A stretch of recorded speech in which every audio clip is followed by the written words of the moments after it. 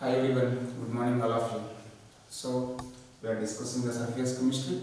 In the last video, we already started the colloids. In that video, we discussed preparation of colloids and the purification of colloids. Nowadays, we continue the properties of the colloids. Okay.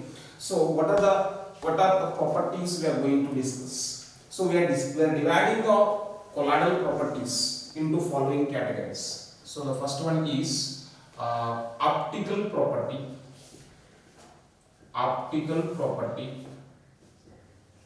and kinetic property,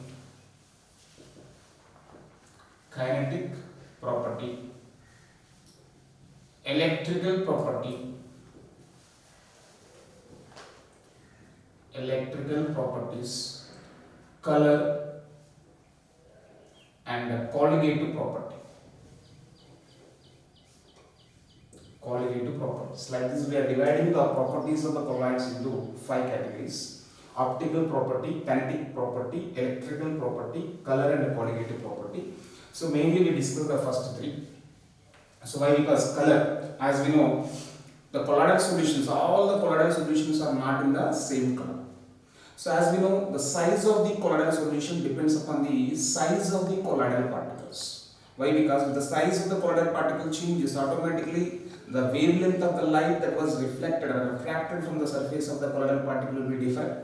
If the wavelength differ, automatically the color will be different. So that is why all they are not showing the same color, they are showing different colors. If the size changes, automatically what happens? The color of the colloidal solution also will change.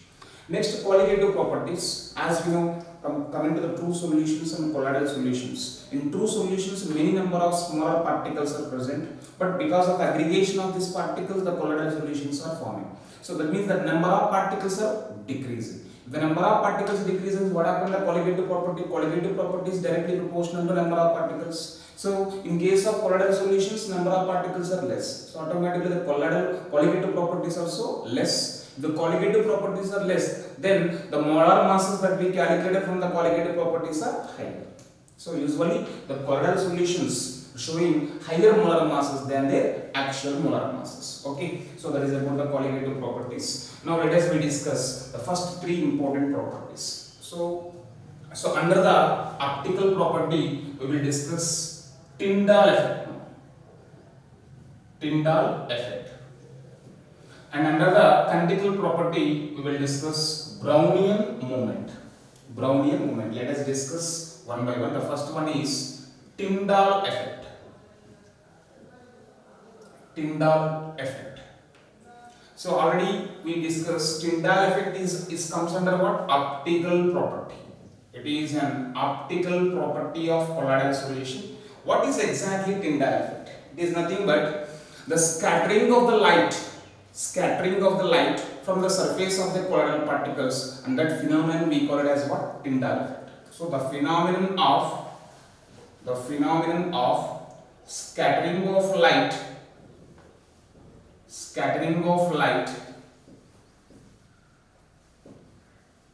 from the surface of colloidal particles, and that phenomenon is called what? Tyndall effect.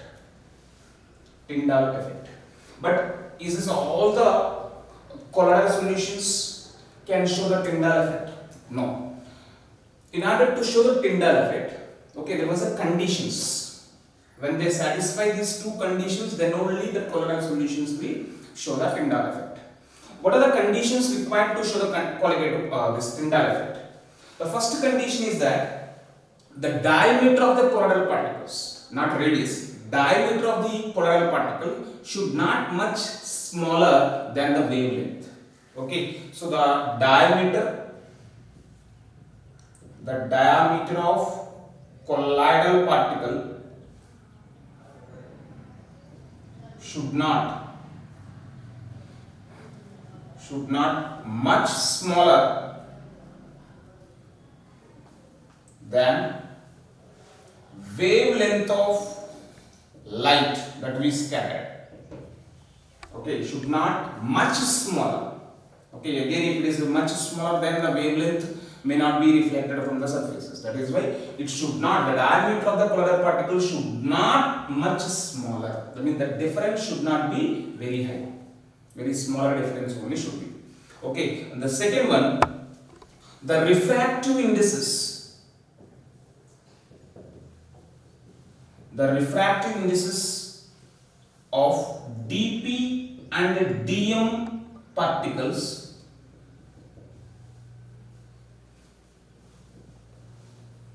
should be largely defined. The refractive indices of dp and dm particles should be largely different. I mean the differences between refractive indices of dp particle and a dm molecule should be greatly different. Okay, when they fulfill these two conditions, then only we can observe the Tyndall effect. So once again, Tyndall effect is one of the optical property. It is nothing but the scattering of the light from the colloidal surface of the particle. Colloidal surface we call it as Tyndall effect, and these are the conditions. Now let us move to the second property, that is what? Brownian moment. Brownian moment. So Brownian moment, it is an kinetic property. It's coming under kinetic property. Yes, what is a Brownian moment? Brownian moment is nothing but the rapid zigzag movement of colloidal particles. We call it as what? Brownian moment. The rapid zigzag movement of colloidal particles is called Brownian moment. Yes, what is the reason why the colloidal particles are rapidly moving from one place to another place? What is the reason behind that? Yes, this rapid movement is because of the bombardment, collision between dm molecules and dp molecules. Okay, so the movement, the zigzag movement,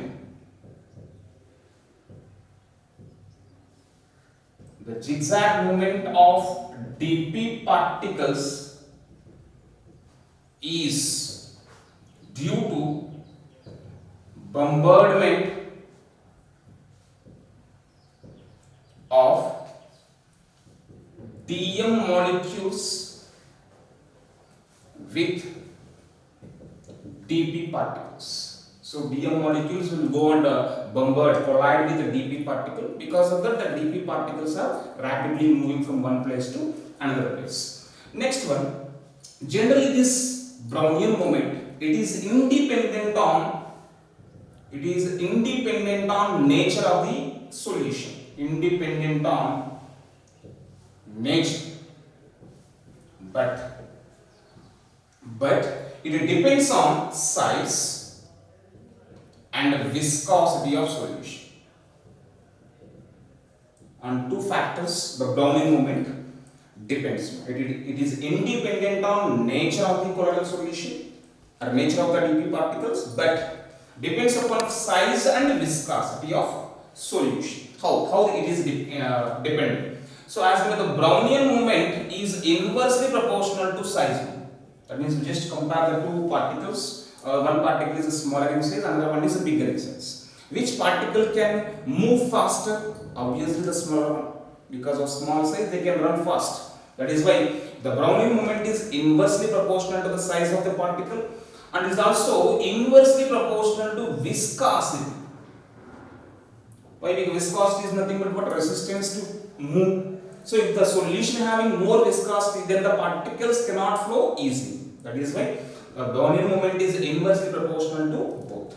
So this is about the Brownian moment. Next, let us move to the electrical property. Electrical properties.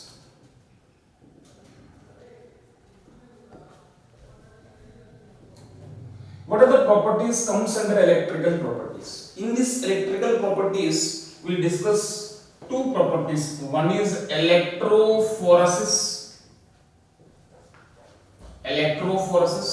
Next one, electroosmosis. Electrophoresis and electroosmosis. I just give you a brief idea about the electrophoresis and electroosmosis. Okay. So electrophoresis is nothing but the moment of dp particles, the moment of colloidal particles either towards cathode or anode when we apply the electrical field. When we apply the electrical field, the moment of dp particles, note this point, not dm molecules, the moment of dp particles either towards anode or cathode when we supply the electrical field, that moment we call it as electrophoresis. And again, electrophoresis again based upon the moment of the particles towards cathode or anode. So electrophoresis are of two types: cataphoresis and anaphoresis. Cataphoresis, moment of the dp particles towards cathode is called cataphoresis, towards anode is called anaphoresis. Okay, so this is what we call it as what? Electrophoresis. Next, electroosmosis. You know osmosis. Osmosis is nothing but what? The spontaneous flow of solvent molecules from low concentration to high concentration. So here electroosmosis means here dp particles will not move. Which particles will move? dm molecules will move. Okay, the flow of dm molecules when we supply the electrical field. Even here also, that is why we are calling this electroosmosis. Suppose if we without supplying the electrical field, the movement of solvent molecules takes place, then what we call osmosis. But this osmosis taking place in the presence of electrical field, that is why we are calling this as what? Electroosmosis. Then you may get the doubt. What is the necessity of doing electrophoresis and electroosmosis? Just think here. If there was any impurities in the colloidal solution, or if there was any excess amount of water, okay, in order to remove the excess amount of water, we can follow electroosmosis. Suppose if there was any impurities present in it, okay, then that unwanted impurities can separated by the electrophoresis. So these are the main advantages of these electrical properties. Okay, anyhow, what is the main reason to show these electrical properties? Okay, the main reason is because of charge on colloidal particles. Charge on colloidal particles. What is the main way? Because we sometimes the colloidal particles are moving towards cathode, sometimes they are moving towards anode. Why they are moving? Because that particles may have either positive charge or negative charge. If the particles are having positive charge, they are attracted towards the cathode, and if the particles are having negative charge, then they are attracted towards anode.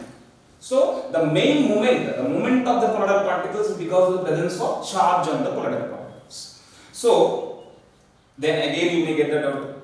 If the particles are having the charge on them, then how they are maintaining the neutrality? Yes, to maintain the neutrality. For example, if the dp particles may have either positive charge or negative charge, any charge they can have. And to neutralize these dp particles, what happens? The dm molecules are having opposite charge. See now, if the dp particles are having positive charge, the dm molecules are having negative charge. If dp is having the negative charge, then dm molecules are having positive charge. So to neutralize this charge, dm molecules are getting opposite charge. That is why it is maintaining the neutrality by the colloidal solution. Otherwise it will not maintain the neutrality. Okay. Then you may get that out. What are the reasons that colloidal particles are getting positive charge and negative charge? There are so many reasons. So in that few reasons, let us see the reasons behind the charge over the colloidal particles. The first reason is maybe because of the presence of some acidic groups or basic groups. Okay, so it is the charge is due to presence of acidic or basic groups. It is due to the presence of either acidic or basic groups. And the second reason is maybe because of it is due to self-dissociation. Maybe self-dissociation, maybe because of that particles may have positive charge or negative charge. And the third one, maybe it is due to capture of electrons by the salt particles. So while the electrical discharge taking place, maybe the salt particle may capture a few electrons, so that salt particle may get negative charge. That may be one of the reason. And one more reason may be because of the preferential absorption of the ions. Suppose if positive ions are absorbed, then what is the charge of the particle? Positive charge. If negative ions are absorbed, negative charge. So maybe because due to preferential absorption of ions. So maybe because of any one of these four reasons, the salt particles are having either positive charge or negative charge. And based upon the charges, I am suggesting giving a few examples for the positive salts and the negative salts. If you remember this, I think most of the times you can easily differentiate which of the following is a positive salt, which of the following is a negative salt. You can easily differentiate. So one thing is, remember that all the oxides and the hydroxides of the metals, almost all metals, oxides and hydroxides of the metals, most of the metals are positive salt. Okay, oxides and hydroxides of metals, that means metal oxides to metal hydroxides, are positive. Okay, oxides and hydroxides of metals are what? Positive. Next, coming to the negative, then you may get a doubt. What will be the negative source? Almost all pure metals, means pure metals, all metals, almost all metals, and the metal sulfides are negative. See, almost all metals, pure metals, and metal sulfides are what? Negative salts. Next, as you know, as a biology student, hemoglobin of our blood. As you know, hemoglobin in the center, what is which ion is present? Ferrous ion. What is the charge of the ferrous ion? Positive. So hemoglobin is of blood is an example for positive. Suppose if they ask you blood, not hemoglobin, blood if they ask you, then it becomes under negative. Understood?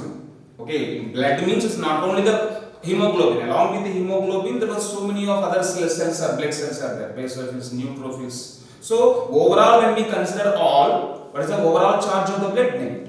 Okay, blood is negative. Okay, and also the solutions of almost all naturally occurring substances. Naturally occurring substances, for example, you take starch. Starch was produced by plants. Okay, starch solution is also example for negative. And also you take starch gelatin, and similarly you take starch gelatin clay. Okay, so these are all examples. Means the solutions of almost all naturally occurring substances are negative. Naturally occurring substances, here I am giving few examples, that is a starch and clay and charcoal. So these all, almost these all are what? Negative. Next, one more. All basic dyestuffs.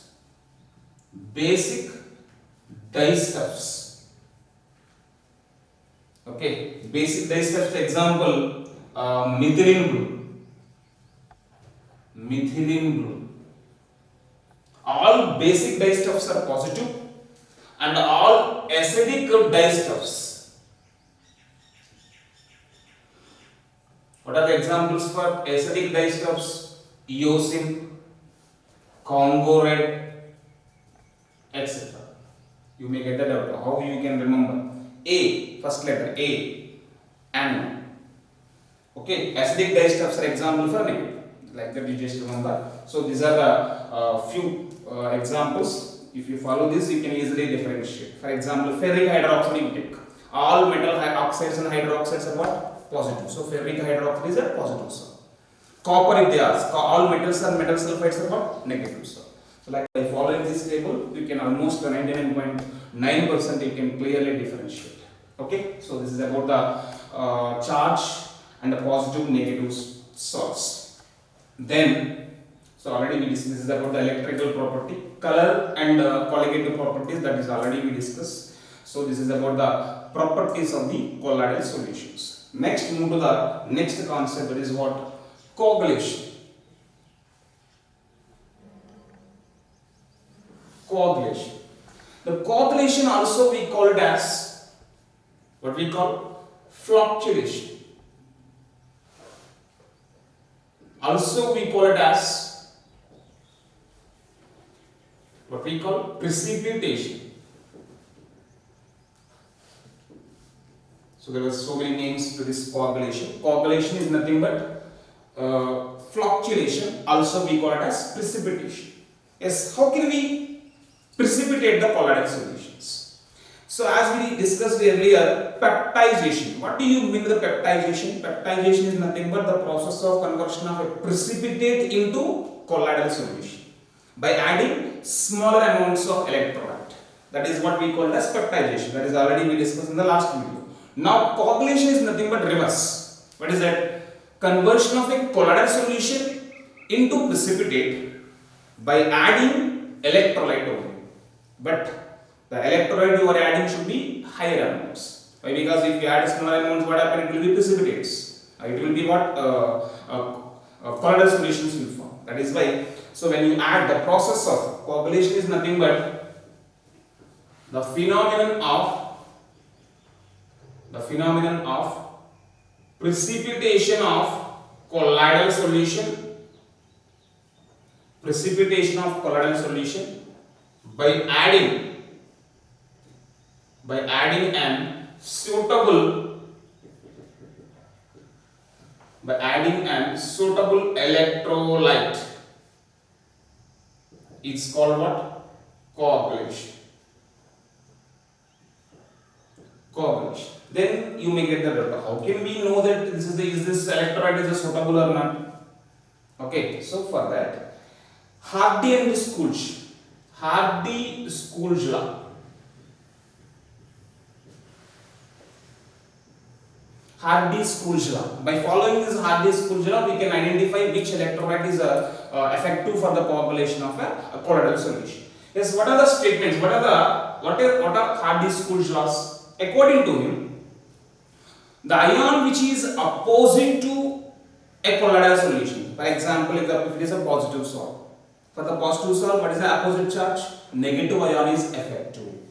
For a negative salt, positive ion is effective. So, first statement is the ion which is opposite to colloidal particles or colloidal solution is effective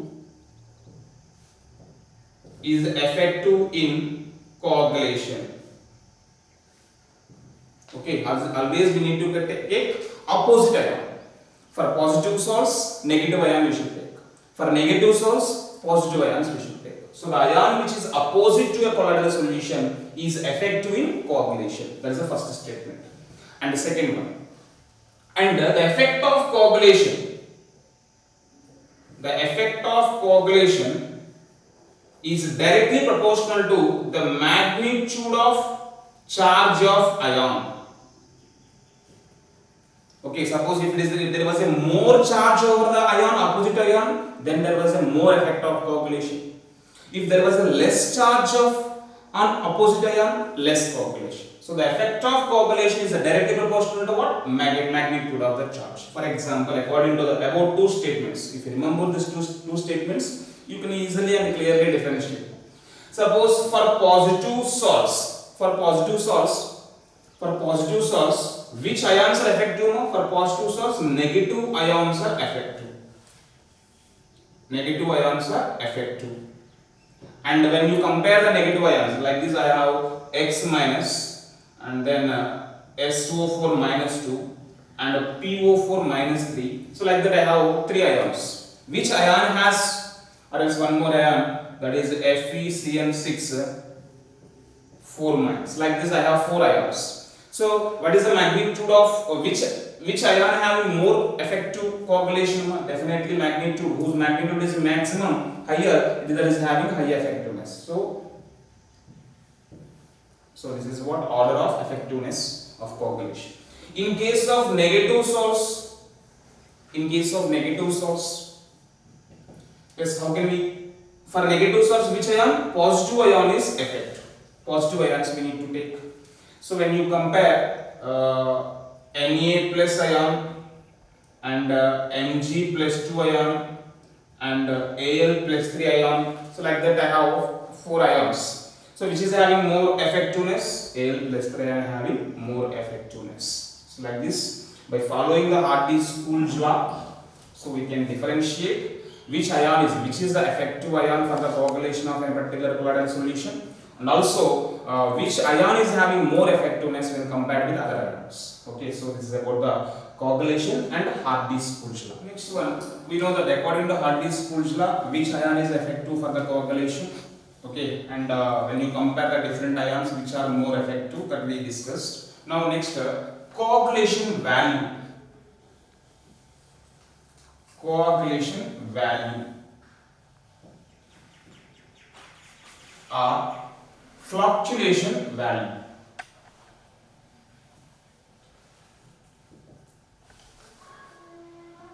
Coagulation value or fluctuation value. Yes, what is the coagulation value or fluctuation value? As we know, by adding a suitable electrolyte, we can coagulate a colloidal solution.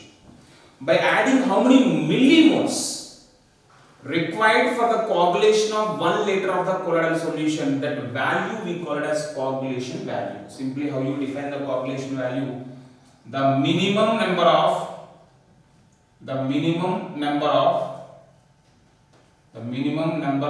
millimoles of electrolyte required to coagulate 1 liter of colloidal solution is called coagulation value.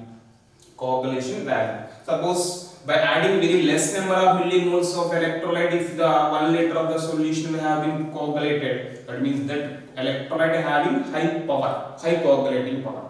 So here one point you should remember, coagulating power is inversely proportional to coagulation value. Fluctuation power is inversely proportional to fluctuation value. Suppose when you compare the two electrolytes, okay, which of the following is which among the two are having highest fluctuation power or coagulation power? So just compare. So coagulation power or fluctuation power, the coagulation power of 1 by coagulation power of 2. Second electrolyte is equal to what? The ratio between coagulation value of second electrolyte by coagulation value of first electrolyte. So by using this formula, we can compare the two electrolytes which is having highest coagulation power. Okay. And we have a formula to calculate this formula based upon this definition. How you write the formula? Simple formula, that is coagulation value or fluctuation value is equal to, what is that? Minimum number of millimoles. That means number of millimoles of electrolyte divided by volume of colloidal solution in liters.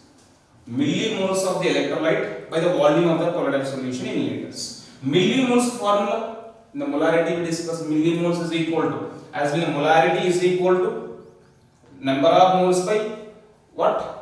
Volume in liters. from the number of moles is equal to molarity into volume in liters. But he is asking number of millimoles. So number of millimoles is equal to molarity into volume in milliliters. By using this formula, you can calculate the millimoles of the electrolyte. You just substitute that.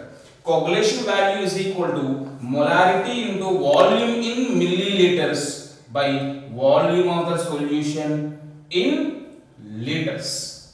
So this is the formula that we are using to calculate what? Coagulation value. Clear? Then move to the next one. As we know, based upon the affinity between dP and DM, dispersed phase and dispersed medium particles, as we know, we are dividing the solutions into two types. One is a lyophobic salts, and the second one is what? Lyophilic salts.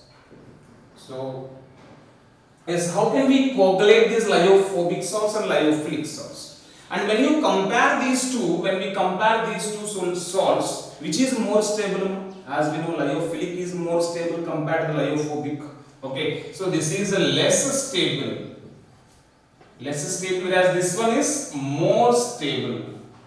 What is the reason? What is the reason behind the lesser stability of lyophobic salts? Here, in case of lyophobic salts, they are less stable, and that stability is because of, here the stability is only due to charge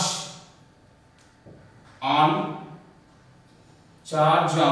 dP particles. So the stability is only because of charge on the dP particles. Because of the charge, positive charge, between the same like charges, repulsions will be generated. Because of the repulsions, the dP particles are dispersed in DM molecules. Okay, so here they are less stable. Why they are less stable? That is because here the stability is only because of what? Charge on the dP particle, but not like lyophilic. Lyophilic, they are more stable. Here the stability is due to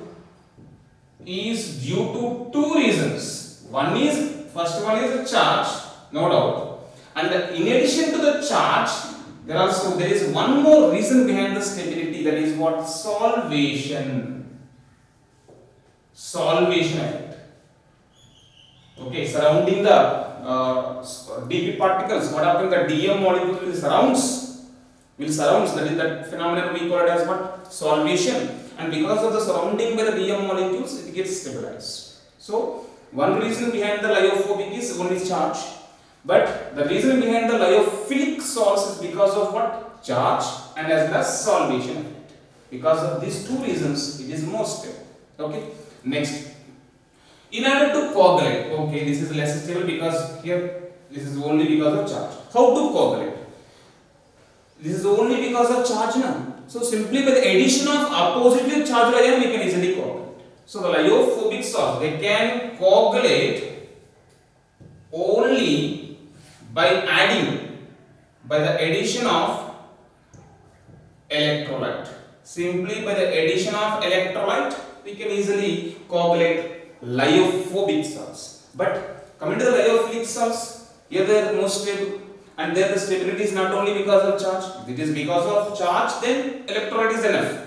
But there is one special feature, that is what? Solvation effect. So for that, the coagulation can done. Coagulation by, first one is by adding electrolyte. There was no other option.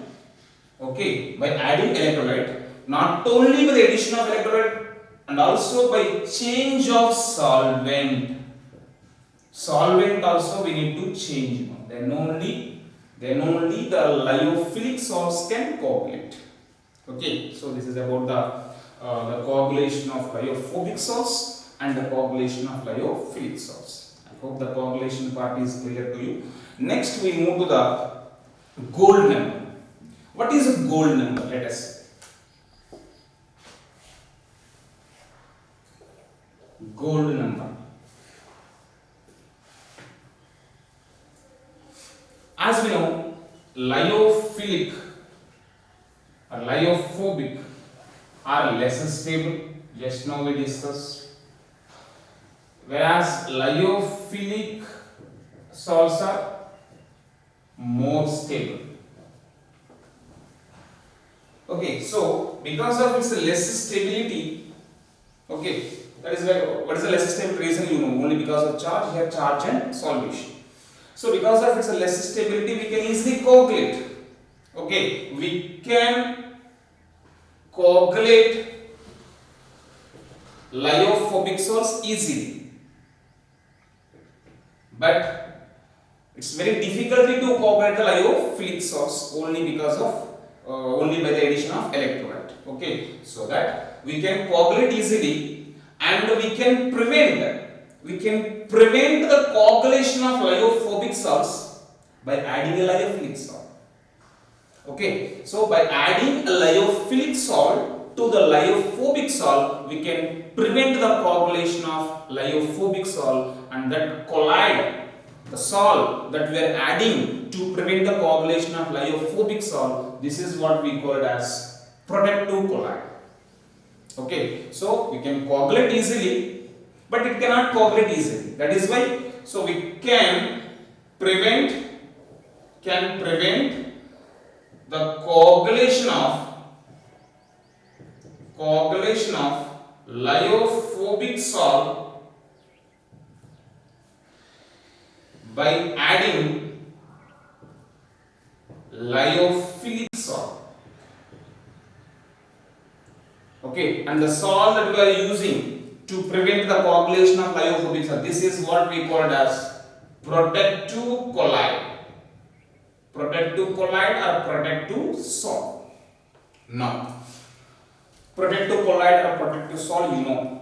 So the addition of a lyophilic salt to stabilize that, to prevent the coagulation of lyophobic salt, and that lyophilic salt we call it as what? Protective colloid.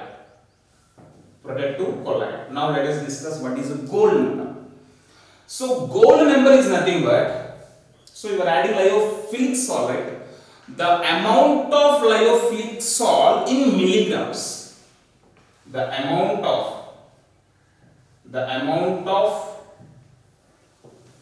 lyophilic salt, protective colloid, lyophilic or protective colloid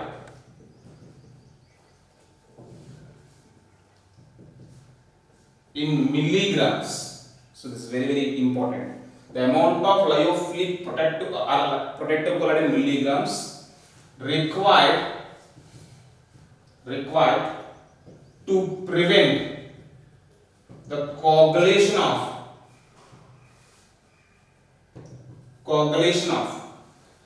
10 ml of gold salt.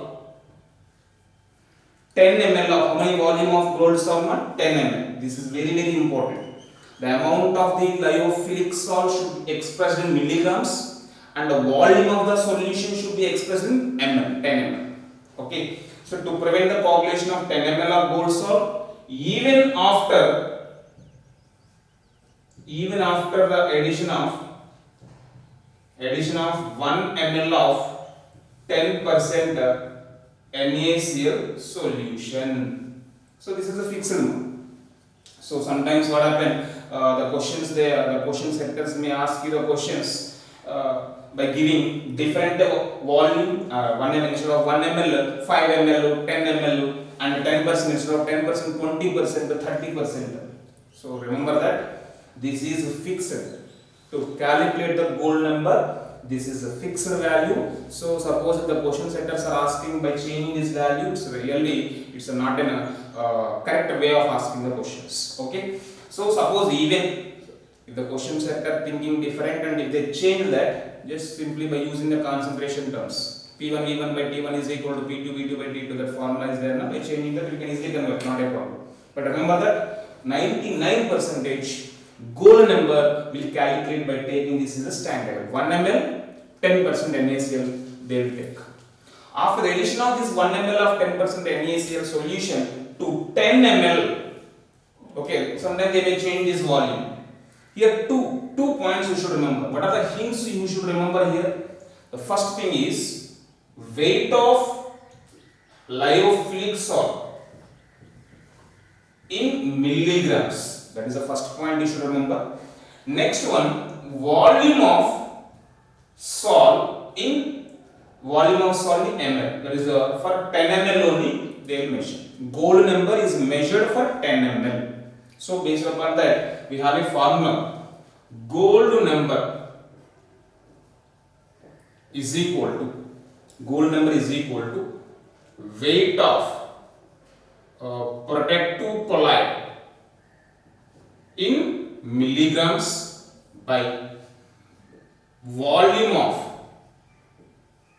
colloidal solution or gold salt. Volume of gold salt in ml into 10. You may get that why into 10. Why? Because we are measuring for 10 ml. No? That is why into 10 will come.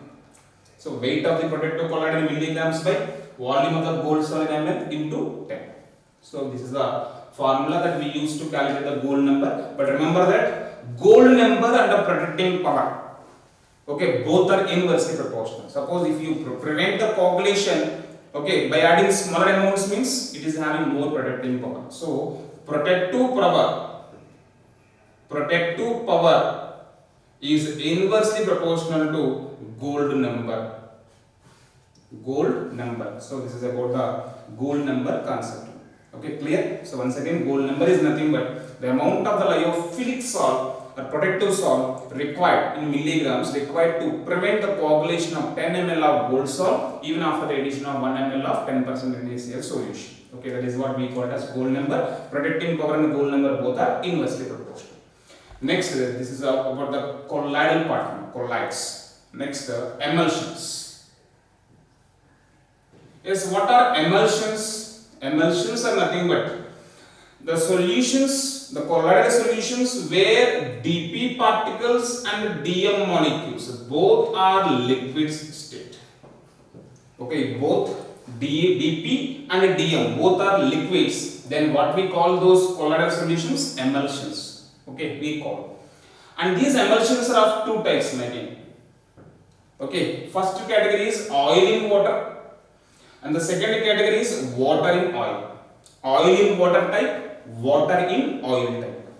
Oil in water type, in this case, dP is oil and dm, dispersion medium, is water. dP means lesser quantity is oil, larger quantity is water. Oil in water.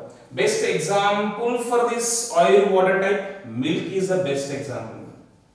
Milk. Okay, you may get that how the milk will be the oil in water type. Where is the oil there? So there is nothing but proteins. Fats are in the form of liquid. Okay, fats are in the form of liquids, and that fat is dispersed in what? Water. So milk is the best example for oil in water type. And also vanishing creams. All vanishing creams are also examples for oil in water type. Next, water in oil type, where dP is water and dm is oil. Okay, lesser quantity is water, larger quantity is oil. And then what are the examples comes under oil, water in oil? So best example, you take cold creams. Cold creams is the best example. Or else cod liver oil. Cod liver oils. Grease also comes under this. Grease.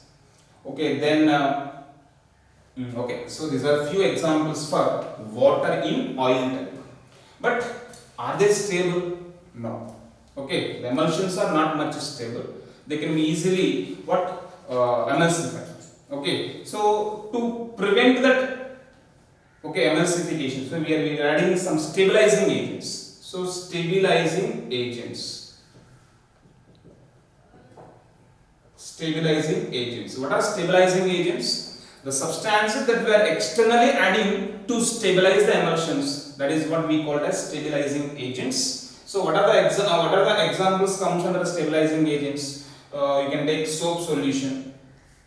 Soap solution. Next, what is it? Graphite powder. Graphite powder. And then charcoal, albumin, and then So these are the few examples for the stabilizing agents, but remember that soap solution, graphite powder, they can use as stabilizing agent for both water oil type and water in oil type. For both of them we can use, but remaining few of the stabilizing agents only specific for oil and water type. Few of the examples are specific only for water and oil type. So once we go through the NCERT, you will get a clear idea about these stabilizing agents. Okay, so this is from my side. I hope the surface chemistry, almost all important points have been covered. Okay. In addition to this, best go through the NCERT also. NCERT is a must and should. Okay, to boost up your knowledge. In addition to this, if you go to the NCERT, it will definitely help you.